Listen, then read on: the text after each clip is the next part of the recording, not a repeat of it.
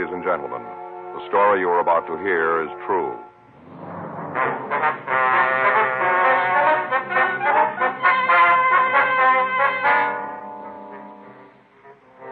You're a detective sergeant. You're assigned a robbery detail. A wholesale drug company has been held up. $4,000 in narcotics has been taken. Your job? Find it.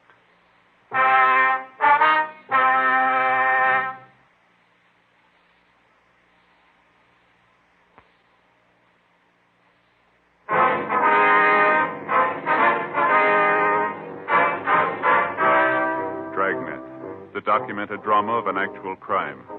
For the next 30 minutes, in cooperation with the Los Angeles Police Department, you will travel step by step on the side of the law through an actual case transcribed from official police files. From beginning to end, from crime to punishment, Dragnet is the story of your police force in action.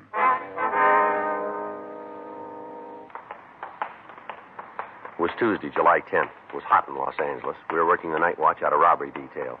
My partner's Frank Smith. The boss is Chief of Detectives Thad Brown. My name's Friday. We were on our way out from the office, and it was 10:51 p.m. when we got to Highland Park Division, the coffee room. Joe, Frank, over here. Hi, Luke. Hi, Roxy. Want a cup of coffee? Yeah, I'll sounds get good. it, Joe. Okay. How's it going, Luke? Pretty good, kind of hot. Yeah. Makes me wish I'd built that patio out at our place. Yeah, You got a dime and change, Joe? Yeah, wait a minute. Here you go. Thanks. That was a half, you know. Bring me some change. Don't worry. Wait a minute. You want to take one of these cups, Joe? Yeah, I got it. How about you? You want some more, Luke? No, thanks. Okay. Well, what do you got for us, Luke? I gave you the call as soon as we got it. The way it bills is that a patrolman picked him up over on Monte Vista. Uh-huh. Spotted him in a parked car. Checked on it and found the guy was pretty sick. First he thought it might be a 502, but after he got a good look, figured it was a heart attack. Mm-hmm. Fellow was out cold, couldn't tell anything. Uh-huh. They called an ambulance and took the guy over to Lincoln Heights Receiving, gave him treatment there. Checking it out, they found several puncture marks on his arm. Thought he might be a diabetic. Mm-hmm. His appearance was shock.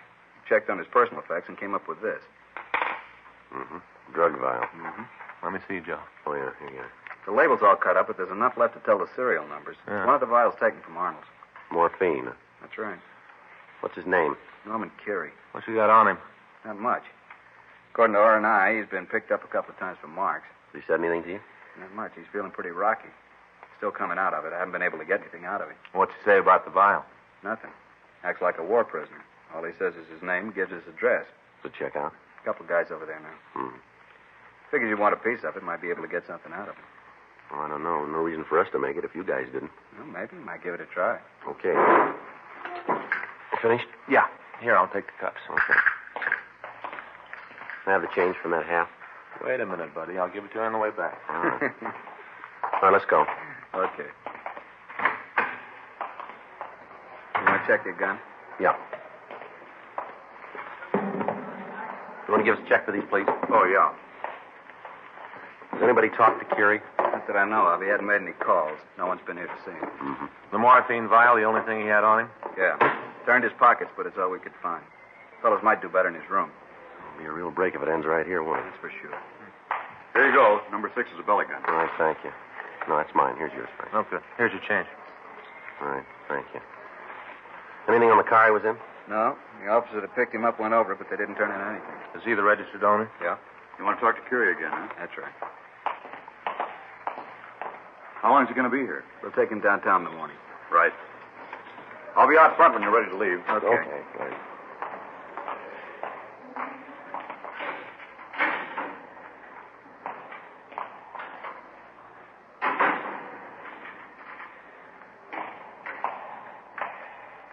You back again? That's right. Brought some help, huh? Want to ask you some questions, fella. My name's Norman Curie. I live at 9672 Farnham Street. Yeah, I've heard. Then you've had it for me. I'm not giving you the time till I talk to a lawyer. Where'd you get the morphine vial? My name's Norman Curie. I live All at right, we've been through all that. 9672 Farnham Street. Look, you're in for a lot more than a narco charge. From where you sit? No matter how you see it. You got trouble, Curie. Go ahead, cop. I like stories. You're not doing yourself any good with this routine. You're not doing me any harm. I don't have to talk to you. Nothing in the book says I got to give you fresh air. Now, all of you, get off my back. You come in here and try to nail anything more than narcotics on me, the guys in the coffee room will laugh you right out of the station. Once around, I'll give it to you again. My name's Norman Curie, and I live at 9672 Farnham Street, and that's it. You're giving us no more. You've had it. All right, let's go. How long are you going to hold me here? You'll be moved in the morning. When do I call a lawyer? I'll leave word out front. Thanks. Here. Jim, want to unlock it? You guys understand, huh? What? Hope you ain't sorry about what I said, just that there isn't anything I can give you. Yeah, sure. Just that nobody likes to be shoved around. Gets to the point where everybody's on your back. A guy don't like it. Yeah. Might not look like it, fella, but I ain't trying to be a big man. Well, I wouldn't worry about it. Huh? You're not.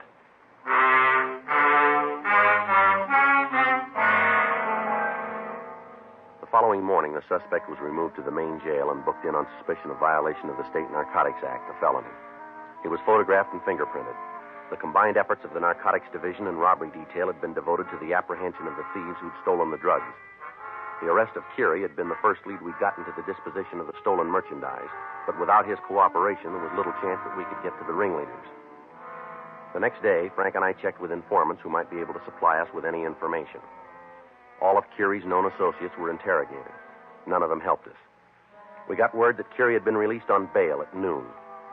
Narcotics Division had assigned officers to follow him, and all of his actions were being observed. Everyone he met was being checked on.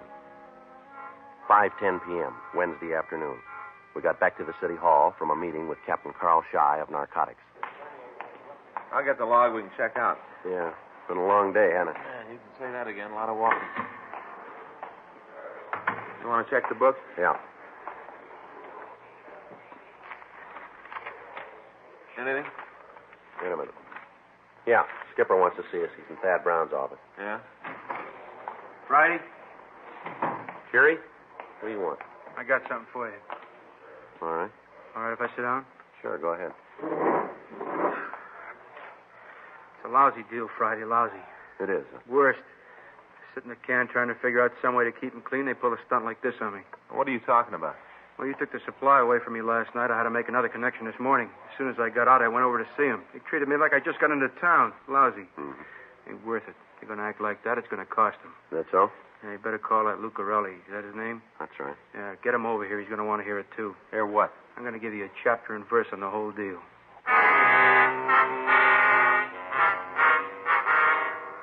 Frank put in a call to Narcotics Division and asked Sergeant Roxy Lucarelli to come over to the office. It took him less than 5 minutes to get there.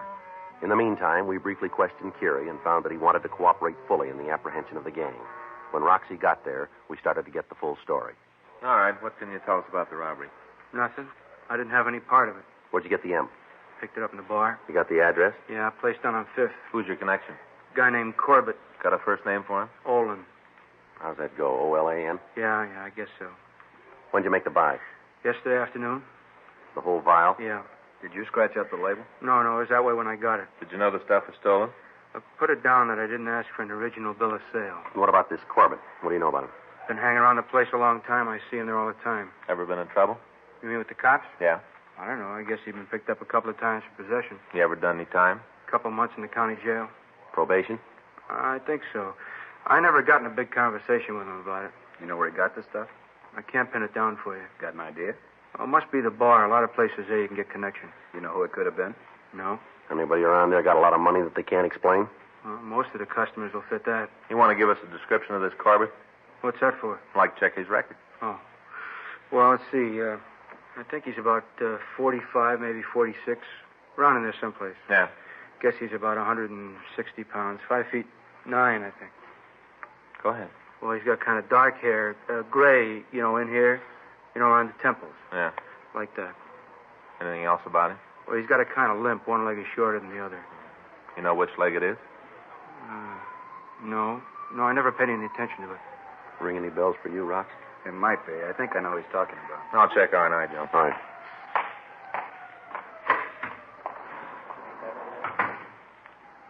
How about it, Curie? You know if any more of the stuff has been passed? Well, I can't say for sure. This is the first bunch of it I bought. Guess there's some more of it that's been pushed. Well, it sure jolted me. I'm not used to that drugstore stuff.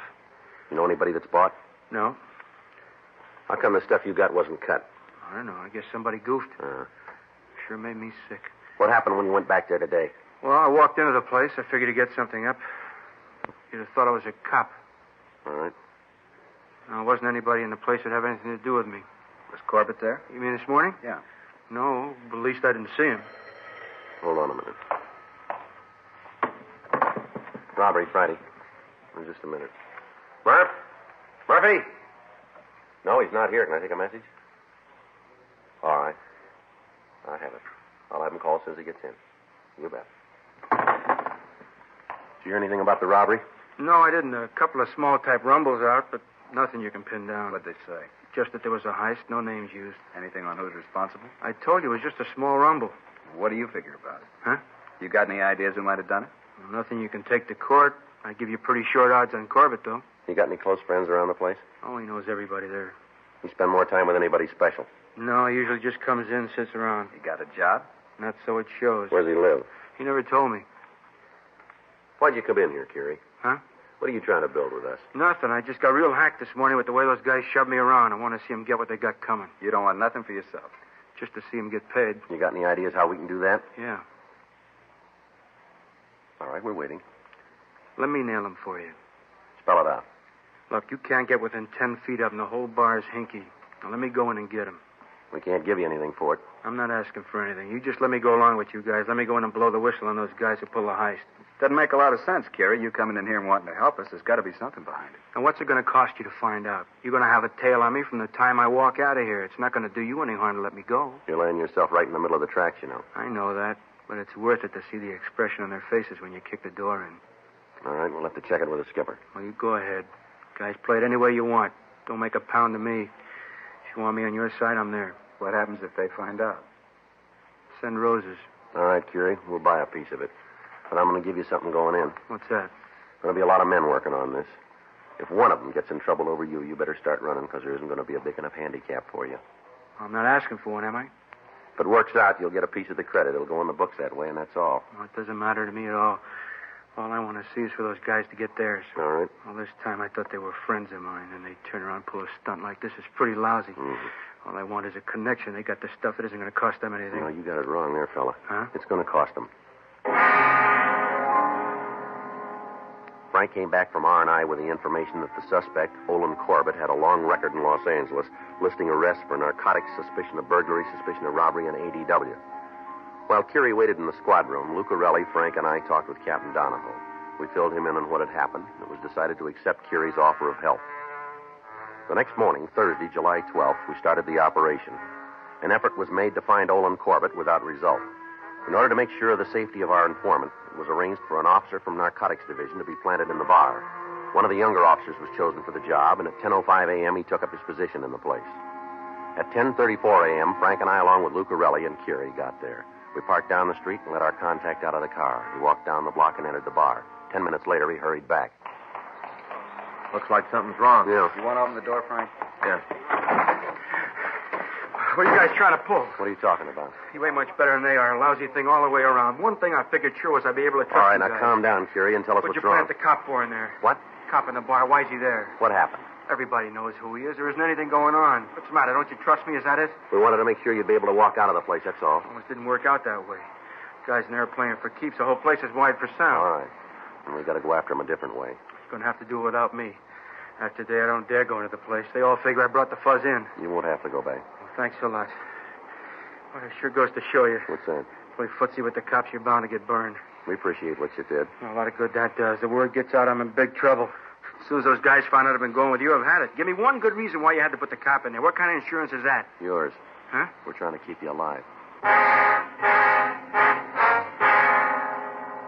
We went back to the office and talked with Captain Donahoe. We told him what had happened.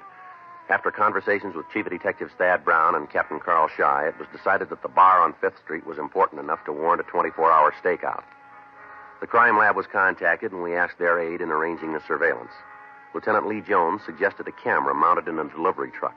We got in touch with one of the larger truck rental services in the city, and we got permission to use their equipment. It was decided that a panel truck parked a short distance from the bar could be used to observe both the front and rear entrances. A small slot was cut in the side of the truck so that a 16-millimeter camera could be used. Frank and I spent an hour with Lieutenant Jones going over the workings of the camera. The following morning, we took up our positions outside the bar. For the next 12 hours, we took pictures of everybody entering and leaving the place. Men from Narcotics Division relieved us during the nighttime hours. For 3 days, the surveillance continued without result. Hundreds of feet of film were exposed and processed. Still, we were no closer to apprehending the suspects. During this time, we hadn't seen Olin Corbett, the man who'd sold the morphine to Curie. Thursday morning, July 17th, Frank and I took up our positions in the truck. You checked the camera this morning? No. Luke said we probably have to put in a new film magazine, didn't he? Yeah, better take care of it. You know how to do this? Well, you were there when Lee explained it, weren't you? Yeah, but I kind of forgot. Well, that's good. Then I better know how, huh? Yeah. Here's the film. All right, let me take a look. Nothing to it. You just follow these lines here. Oh, yeah, that's right. You want to throw that little catch there? No. This one. This one. Oh, yeah. Okay. We go under that thing? You want to do it? No, go ahead, Joe. I think you're supposed to turn that little gizmo there, that one, to make sure you're threaded up all right. No, you're wrong. The little knob right over there. You were wrong. Aren't you going to turn it? I'm going to turn it as soon as I get this threaded up. If you turn it now, you tear the film. Yeah, but you're supposed to turn that We little turn it gizmo. after we thread it up. Oh. All right. Well, I remembered that you turned it. You know you're a big help to me, Frank. Yeah. Oh, it's going to be another hot one. It's hot in this truck, too. Yeah. Had Faye pack a different lunch today. Mm-hmm. Chopped egg sandwiches and potato salad. Mm-hmm. Want one? A little early, don't you think? Oh, might be. Figured you might be a little hungry, though. No, not right now. Frank. Yeah. Want to switch on the camera? Huh? Got something? Come here, take a look. No, up this way. See him coming up the street? No, where? Right there, see? Huh? Just passing the bakery there. Oh, yeah. That looks like Corbett to me. Yeah. All right. He's going into the bar. Yeah, first time we've seen him. Mm-hmm. Alone. You better call Luke. Have him put a tail on the guy when he leaves. Yeah. Wait a minute. Huh? Corbett's coming out the side door. Yeah, he's going back to the Cadillac. You see that car pull in the alley? No, it must have been while we were loading the camera. Oh. Hey, wait a minute. There's a woman behind the wheel. Oh, she's getting out. You getting everything there? Yeah, I think so. When you're not now, why'd you stop? Well, I just took my thumb off for a minute. I'll start again. Looks like she's giving Corbett something. Yeah, small package. We better have him picked up and see what it is. As soon as he leaves, I'll get in touch with Luke. Okay, cut the camera. That's enough. You better get on it. He's shoving off. The car's Yeah. leaving, too. You want to get the license number? Yeah. It's 2 Victor, 22876. Might be a break. Yeah. At least we know one thing. Huh? We got a contact.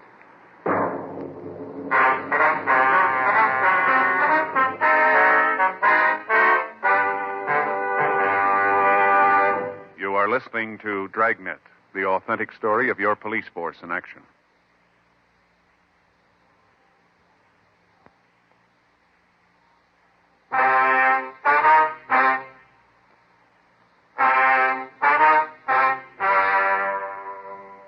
We got in touch with the narcotics office and made arrangements for Corbett to be taken into custody. The arrest itself was made in such a way as to appear routine. A check of DMV gave us the name of the owner of the black Cadillac that we'd seen behind the bar. The car was registered to a Mrs. Beulah Pringle, 5742 Los Feliz Boulevard, legal the same. We ran the name through R&I, but we found no criminal record for her. The pictures we'd taken were processed and shown to the witnesses of the warehouse robbery. 2 of them positively identified Corbett as the lookout man on the job. Frank and I, along with Roxy Lucarelli, talked to him at the main jail, but he refused to give us any information regarding the holdup. He was booked on charges of robbery. For the next week, a constant surveillance was kept on the Pringle woman. All of the people she came into contact with were checked on. We made several attempts to search her home, but there was always somebody there. On Tuesday, July 24th, a week after we'd first observed her, she was seen at the bar again. This time, she passed a small package to one of the regulars of the place. He was taken into custody and found to have had a large quantity of pure morphine in his possession, but he refused to say where he'd gotten it. Without finding the cache of narcotics, there was little reason to take the woman into custody. On Wednesday, July 25th, we got word that she'd left her home. Frank and I drove out there and succeeded in making a complete search of the place, but we found nothing. A check of her car turned up none of the stolen narcotics. The surveillance continued. Another week passed. Wednesday, August 1st, she again made a meet and turned over a package of narcotics which we believed to have been taken in the robbery. After talking to the man we'd picked up, Frank and I met in the squad room. He isn't going to give us anything. No. Well, we'll talk to the DA's office in the morning, see what we can do. There's got to be something about the Pringle woman that'll tell us where the narcotics are. Well, you've been over all the information. Have you spotted anything? No, but she's got to pick it up someplace. Where? I don't know. You got the list of places she goes to? Yeah, in my locker. You want to get them? I'll check the book. Yeah. Where are they, Joe? Top shelf there. Should be on the left side. Huh? Top shelf on the left side, right in front of you there. Oh, yeah, here I got it. Anything on the book for us? No. Okay, let's go over these again. All right. Here's the report from Roxy. Mm-hmm. This woman's got regular appointments at the beauty shop. She has her hair fixed on Thursdays. It's her car service to the corner of Salmon Harbor. Name of the market where she gets her groceries, her bank, the kid who delivers the morning paper. They've all been checked out. What about a boyfriend? Checked him way back. There's nothing there. You know anything about her kids? 2 boys by a former marriage. Uh-huh. One's 10, the other's 12. They stay at the school in the valley. Address is on the report there. Oh, yeah, here. Sees the kid about every week. Mm-hmm. Well, you can say she's an attentive mother. Well, maybe she's got another reason. What do you mean? A couple of days after she sees the kid, she makes a drop. Yeah. That's the way it looks, doesn't it, here? Yeah. Maybe she's got something besides kids over at that school. Frank and I made arrangements to search the room occupied by the Pringle youngsters. We drove out to the valley and talked with the head of the school. Without telling him what we were looking for, Frank and I got into the room and began to go over it. Anything in the closet? Now, wait a minute. A couple of suitcases here. Looks like they're full of clothes. Nothing in these drawers. Hold it a minute, Joe. Hmm? The suitcase here looks like a makeup kit. What's in it? Oh, I can't tell. It's locked. Let's see it. What? Take a look. Uh-huh. You got anything I can use to open the case? I'll try this. Okay.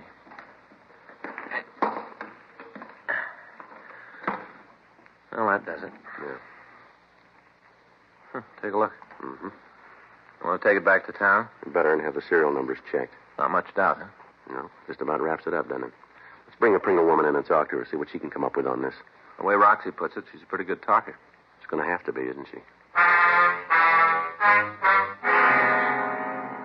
Frank and I left the school and drove back to the Los Feliz address. The black Cadillac was parked in the driveway. We told the maid who answered the door who we were and what we wanted. She showed us into the library of the house and asked us to wait while she went to get Mrs. Pringle. It's quite a pad, huh, Joe? Yeah, it's pretty big. Clay's been after me to get one of these. What's that? See? One of these 3-dimensional viewers. You know, got little pictures in them. Clay says they're great for the kids. Yeah. Got all kind of pictures. Yosemite, Yellowstone. Pretty interesting. All in 3D, too. Gentlemen, something you want to see me about? We're police officers, Miss Pringle. Frank Smith. My name's Friday. Yes, I know. What was it you wanted to see me about? You know a man named Olin Corbett? Corbett? No, I don't think so. How about Peter Ulrich? Nothing there either. You mind telling me what this is all about? Well, I think you know as well as we do, don't you? This is some kind of a joke. I'm afraid I can't go along with it. No, ma'am, it's no joke.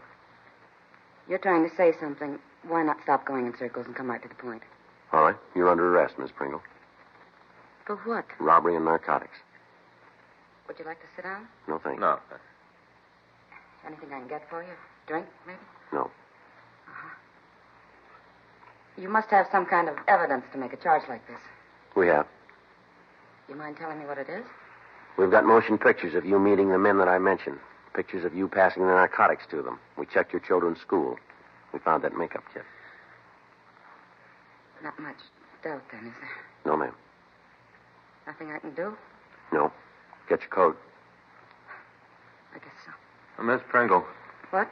This house and the car. You mind telling me why you went into a thing like this? I guess it'd sound pretty silly to you. Right now, it's pretty well to me. We'll listen if you want to tell us. I divorced my husband several years ago, Mr. Smith. I got a good settlement, a lot of alimony. Gave me just about everything I wanted. Maybe it gave me too much. I didn't have anything to look forward to, nothing to act as a sort of challenge. You understand? I guess so.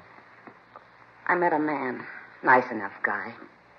One thing led to another, and he suggested the robbery. Sounded like something to do, something so I wouldn't be bored anymore. That's why we did it. It wasn't the money with me. I guess it was with him. You want to give us the name? Yeah. Might as well. It's all finished now anyway.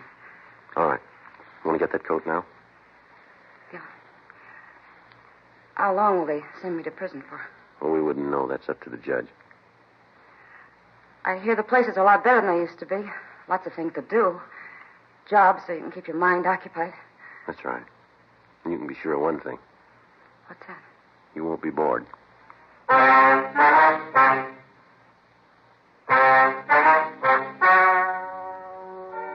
The story you have just heard is true. The names were changed to protect the innocent. On December 18th, trial was held in Department 97, Superior Court of the State of California, in and for the County of Los Angeles. In a moment, the results of that trial.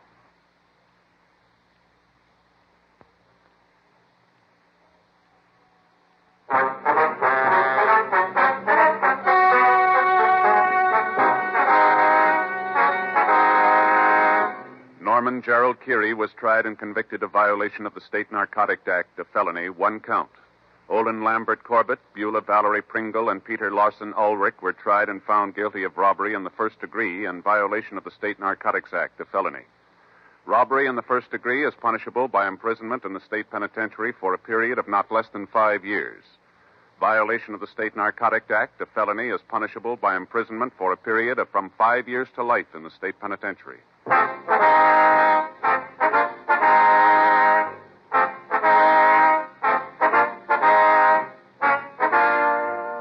You have just heard Dragnet, a series of authentic cases from official files.